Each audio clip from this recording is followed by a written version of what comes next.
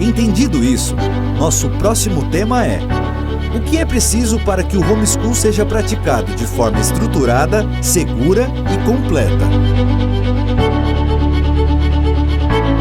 Embora existam muitos benefícios de ordem material e de harmonia familiar que motivam os pais a optarem pela homeschool, definitivamente a prioridade é o desejo de prover para os filhos uma educação de altíssima qualidade. A prova disso é que, na maioria das vezes, os temores mais frequentes dos pais consistem em saber se o conteúdo pedagógico que vão ensinar é compatível com a idade e a etapa educacional do filho, se serão tecnicamente capazes de transmitir para os filhos o conteúdo curricular e complementar se for o caso, se conseguirão ter organização e disciplina para manter o planejamento e a rotina dos estudos diários, se saberão medir e ter certeza de que o conteúdo que ensinaram está sendo aprendido e fixado, e finalmente, se os filhos conseguirão passar no vestibular, depois se estarão aptos para competir e para prosperar no mercado em relação aos colegas que estudaram nas escolas físicas. Enfim, se não tivessem estes medos, a preocupação relativa à qualidade da educação não seria honesta. Mas por que tanta insegurança e dúvidas quanto à capacidade de ensinar os seus próprios filhos? Às vezes, esse tipo de questionamento vem de pais que não se sentem capazes de lembrar e de ensinar aquilo que deveriam ter aprendido nas escolas físicas. De certa forma, esse sentimento é uma prova cabal de que o sistema de ensino ao qual foram submetidos quando criança falhou com eles e, apesar de eventuais altos investimentos nas mensalidades e nas demais despesas escolares que possam realizar hoje, há pouca ou nenhuma esperança de que o método educacional das escolas físicas não vá fracassar com seus filhos também. Assim, a resposta para a dúvida sobre a quantidade de ensino no homeschool em relação às escolas físicas automaticamente coloca em xeque o medo de que os filhos tenham em casa uma educação inferior àquela que teriam nas escolas físicas. Enfim, podemos afirmar que a maioria dos pais não confiam na educação que receberam nos tempos de escola quando eram crianças. Sobre a capacidade de um pai ou mãe para ensinar as matérias aos filhos, cabe destacar que no método homeschool, a menor parte da atividade de educar é o processo de transmitir conteúdo, ou de ser uma espécie de mago que ensine truques para que o aprendiz consiga fazer uma prova, mas acima disso, cabe aos pais educadores exercerem seu papel de mestres e de modelo de ser humano, que apesar de seus defeitos e limitações que são conhecidos pelos filhos, como deve ser, estão dispostos a dar o exemplo de esforço, de dedicação e de superação para executar e direcionar as rotinas que foram pensadas para criar no educando. Não só uma mão de obra automatizada sujeita a suprir possíveis demandas profissionais de mercados futuros que podem não acontecer, mas sim de formar hábitos que vão contribuir para edificar um ser humano disciplinado, pesquisador, pensante, autodidata, inteiro e, embora humilde, capaz de ser senhor de si mesmo e de enfrentar de modo corajoso, racional e responsável todas as situações e ambientes da vida. Assim, aos pais educadores, caberá a simples e também agradável tarefa de manter uma rotina e disciplina para que, junto com as crianças, aprendam a estudar o material didático, interpretá-lo e ensiná-lo, ou seja, ao invés de um obstáculo, será um trabalho em equipe que, se necessário, poderá contar com o apoio do Instituto Ave Maria Homeschool e das outras famílias homeschoolers. Outro ponto importante é o fato de que uma aula, basicamente, é a dinâmica de ajudar um aluno a entender o que está escrito no livro. A prova disso é que os bons professores de antigamente começavam a aula com a seguinte frase: "Crianças, abram um livro na página tal." Em seguida, mandava alguém ler o primeiro parágrafo. Sabendo que o professor ia pedir para alguém, especialmente os mais distraídos, explicarem o texto para não passar vergonha diante da sala, a maioria dos alunos ficavam em alerta e prestavam total atenção tanto na leitura quanto nas explicações dos colegas. Ao invés de tentar ser um showman e sem devaneios, ao mestre cabia apenas o sábio, honesto e responsável papel de enriquecer o entendimento da matéria estudada, sem fugir ao que estava estritamente escrito no livro. Consequência: Como a responsabilidade de ensinar não era do professor, e sim dos alunos que deveriam se esforçar para aprender, diferente do grande número de analfabetos funcionais, que saem das escolas e até mesmo das universidades atuais, os estudantes daquela época desenvolviam desde as primeiras etapas educacionais a fluência na leitura, a arte do silêncio, da concentração e, finalmente, a capacidade de entendimento e interpretação de textos. Da mesma forma, trabalham os pais educadores do homeschool. Começam lendo o conteúdo da aula do dia e explicam para o filho. Depois começam a ler e pedir para o filho explicar. De repente, os filhos já estão lendo sozinhos, explicando para os pais o que está escrito no livro, entendendo o que deve ser feito. Esse processo significa que o aluno está evoluindo nas habilidades de concentração, de raciocínio lógico, da criatividade, da interpretação. E com a ajuda dos pais, se tornará um ser humano disciplinado, pesquisador, pensante, autodidata e inteiro. Enquanto o tempo médio de uma aula na escola física é de 50 minutos, com cerca de 20 minutos, um homeschooler estuda e aprende o conteúdo de aula diária. Sem chamada e sem perda de tempo, os pais e os filhos vão direto ao tema a ser estudado e aprendido. Assim, o tempo médio para estudar o conteúdo de cada matéria é de 10 minutos. O tempo médio para fazer os exercícios de fixação, o registro das evidências do que foi estudado no dia e a validação do aprendizado daquela aula é de 10 minutos, somando um total de 20 minutos por aula. Se a validação do aprendizado indicou que o aluno aprendeu, a aula acaba, mas se não aprendeu, ao invés de lição de casa, na mesma hora faz uma revisão e no máximo com mais 20 minutos aprende tudo. Nesse caso, ao invés de 20, a aula com revisão consome 40 minutos. Se somarmos o tempo de 4 aulas diárias, onde 2 aulas consomem 20 minutos sem necessidade de revisão e 2 aulas consumam 40 minutos com necessidade de revisão, teremos um tempo total de 120 minutos, ou seja, 2 horas de estudo diário contra uma média de 5 horas nas escolas físicas, sem calcular o tempo diário economizado com lições de casas, deslocamentos, esperas e etc. Tudo isso sem professor particular, sem aula ao vivo e sem aula gravada, e sem enrolação. Pois esse é o verdadeiro homeschool. Costumamos dizer que se você quer café, a receita é pó, água e doce a gosto do freguês. Se você colocar leite, vira pingado. Se caprichar ainda mais e colocar chocolate, vira cappuccino. Isso é, deixou de ser café. Do mesmo jeito é o homeschool raiz. A receita só comporta os pais com seus filhos. Se colocar professor, virou aula particular. Se colocar aula ao vivo, virou ensino remoto. Se colocar aula gravada, virou EAD. Isso é, deixou de ser homeschool. Aí fica a dúvida. Por que o verdadeiro homeschool tem que ser sem professor particular, sem aula ao vivo e sem aula gravada?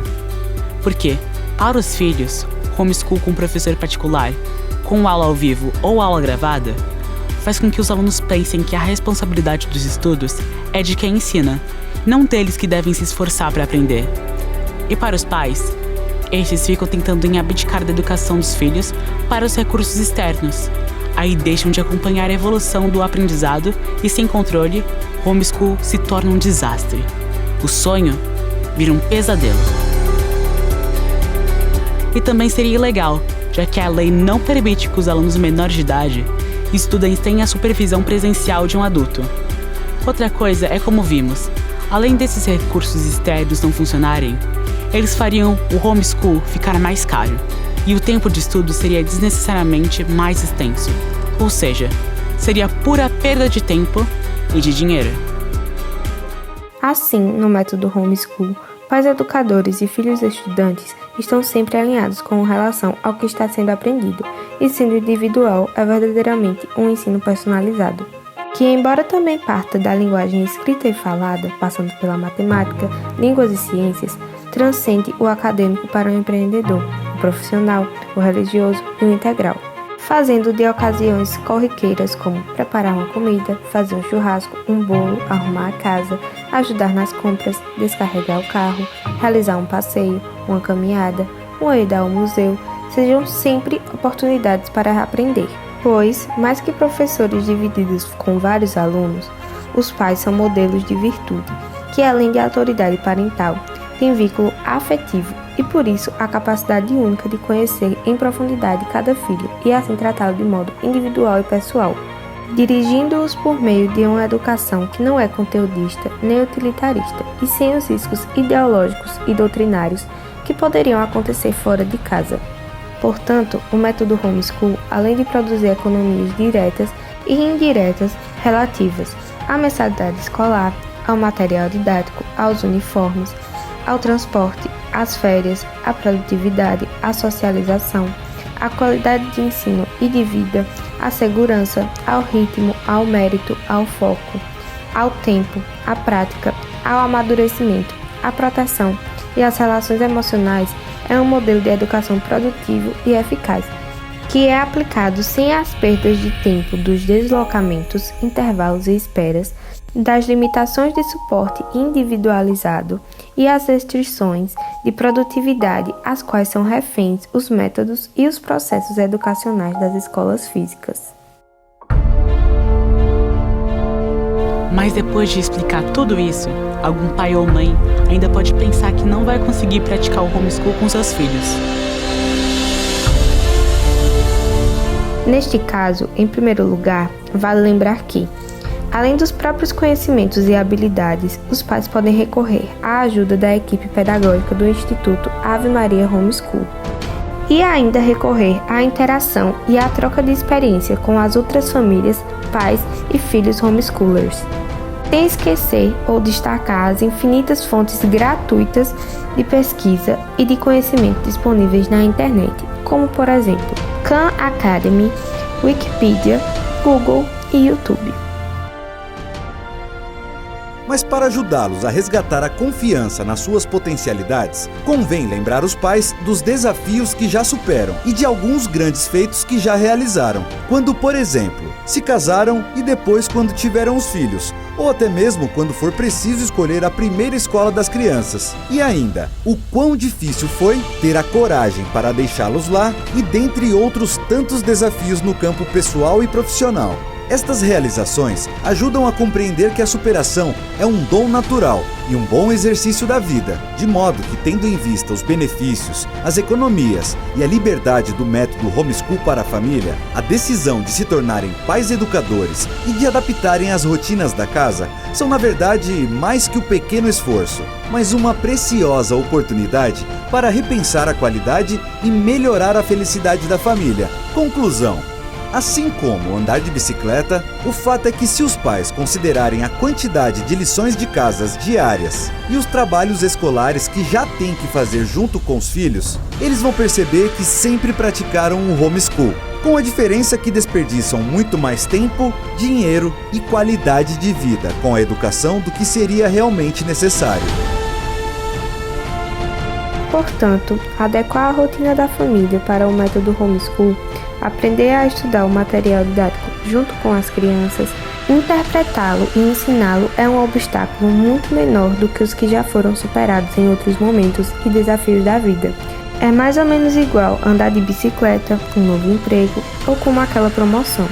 No começo, dá medo e até parece impossível, mas sabemos que mesmo que não nos sintamos completamente prontos, os benefícios de encarar o desafio são imensos. Então, confiamos que vamos dar um jeito, trabalhamos e fazemos dar certo. Mas em termos práticos, o que é preciso para praticar o homeschool de forma estruturada, segura e completa?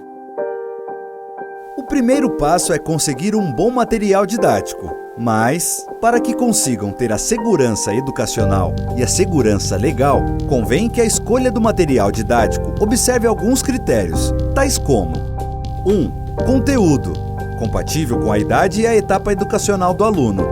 2. Linha editorial, que tenha coerência com a evolução sequencial dos temas estudados e interrelacione as matérias e as ciências aprendidas. 3. Valores familiares, que protegem a criança de doutrinações políticas, ideológicas, de imoralidades e de sobrecargas conteudistas desnecessárias, e que esteja alinhado com as convicções pedagógicas, morais, filosóficas, políticas, científicas, culturais, religiosas e sociais dos pais. 4. Materiais e atividade complementares, que ajudem a exercitar a leitura, a interpretação de texto, a redação, a dissertação, a observação, o raciocínio lógico, a criatividade, a oratória, o debate, a argumentação, dentre outras habilidades tanto intelectuais como emocionais e físicas. Considerando como item 1 a escolha do material didático e item 2 o fato de que os pais são livres e confiáveis para aprofundar e ampliar o aprendizado que está contido na base curricular dos livros, a escolha bem criteriosa do material didático geralmente já resolve outros 2 pontos importantes para o planejamento do homeschool, tais como: item 3, uma proposta pedagógica relativamente estruturada. Item 4, e um conteúdo curricular próprio para cada idade e etapa educacional. Mas podemos dizer que estes 4 itens contêm a teoria do homeschool e a experiência nos ensina que, em geral, os planos fracassam não por causa da teoria, mas sim por causa da implantação prática e do controle sobre a rotina. Por isso é necessário sistematizar outros pontos da organização, tais como: 5. Calendário com cronograma diário de aulas. 6. Rotina de estudo diário, planejada com páginas e atividade a aplicar. 7. Validação do aprendizado diário daquilo que foi estudado em cada matéria. Pois sem estes itens 5, 6 e 7, embora tenham os livros, pais e filhos gastarão mais tempo tentando descobrir ou lembrar quais são as páginas que deverão estudar, do que efetivamente estudando em cada hora e dia da semana. E por fim, sem o sistema de validação, não conseguirão ter certeza de que o que foi estudado foi realmente aprendido pelo educando. E isto será um caos. Outro ponto importante sobre o calendário e sobre a rotina é o equilíbrio, a harmonia e a complementariedade entre as matérias. Pois é da natureza humana que as pessoas se dediquem mais para fazer e estudar aquilo que mais gostam e fiquem postergando, isso é, deixando para depois as atividades e as matérias que têm menor afinidade ou maior dificuldade. E este que é um grande risco para os estudos em qualquer escola, também é bem grave para o homeschool, pois sem a disciplina de um bom método, não é incomum que as crianças concluam rapidamente algumas matérias e jamais consigam completar e até mesmo iniciar os conteúdos das matérias que menos gostam ou que têm maior dificuldade. Mas para que tenham todos os elementos para provar a segurança legal para eventuais fiscalizadores e para que não corram o risco de serem acusados de abandono intelectual, mesmo que tenham uma rotina e uma disciplina de estudos diários que garantam a segurança educacional, é indispensável que os pais mantenham. Item 8. Registro e guarda das evidências de estudo diário.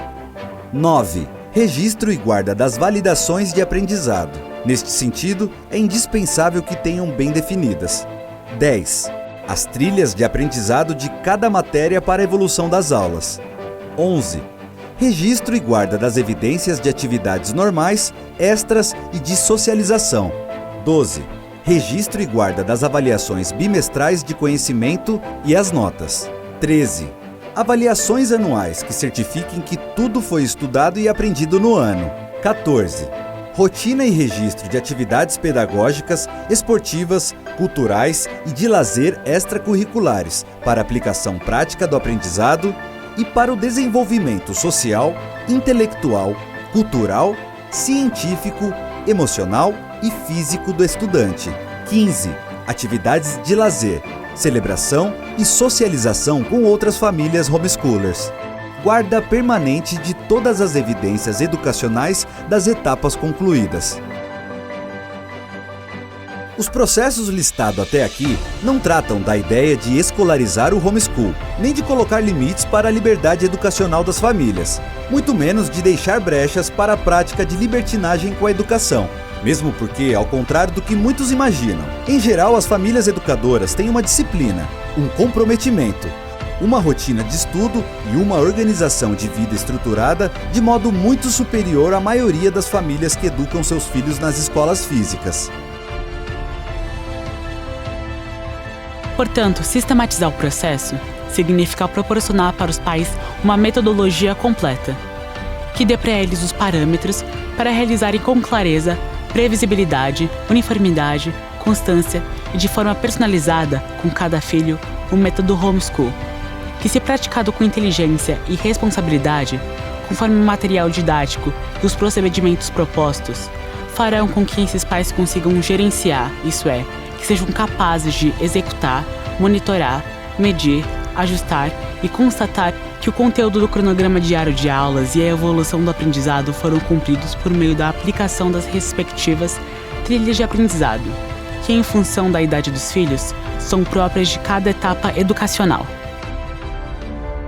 Assim, associado aos métodos e processos pedagógicos e operacionais de um homeschool bem planejado, a participação complementar em atividades extracurriculares e de socialização contribuem para que, ao final de um determinado período de tempo, tradicionalmente conhecido como ano letivo, as famílias colhem como fruto da obra de suas próprias mãos, que será o real desenvolvimento humano e intelectual dos seus filhos, que na maioria dos casos, por causa do vínculo afetivo entre o professor e aluno, que neste modelo de educação clássica são os próprios pais com seus filhos que juntos conseguem alcançar resultados de aprendizado, de amadurecimento e de firmeza de caráter, muito superiores aos observados nas escolas físicas, onde os outros pais nunca ou raramente participam da formação pedagógica, moral, filosófica, política, cultural, científica, religiosa, física, emocional e social dos seus filhos.